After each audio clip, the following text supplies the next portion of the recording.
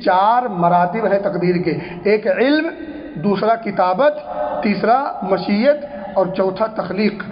ایک تو علم، سب کچھ اس کا علم ہے، اور پھر اس علم کی بنیاد پر سب کچھ لکھ رکھا ہے، اور جو کچھ ہوا ہے اس کی مشیت سے ہوا ہے، اس کی مشیت کے بغیر کچھ نہ ہو سکتا ہے نہ ہوگا، اور اس کی مشیت میں کسی کا عمل دخل کسی کا نہیں، نہ انبیاء کا نہ رسولوں کا، نہ اسی طرح سے پیروں فقیروں کا، نہ کسی اور کا۔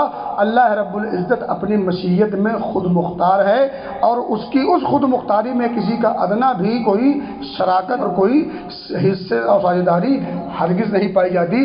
اور یہ کہ اللہ رب العزت نے خود تخلیق کیا، اور تخلیق میں بھی کسی کا کوئی شراکت داری، کوئی حصے داری نہیں ہے۔ اسی نے ہر چیز کو پیدا کیا ہے، اور ہر چیز کا نگہبان اور سرپرست وہی ہے۔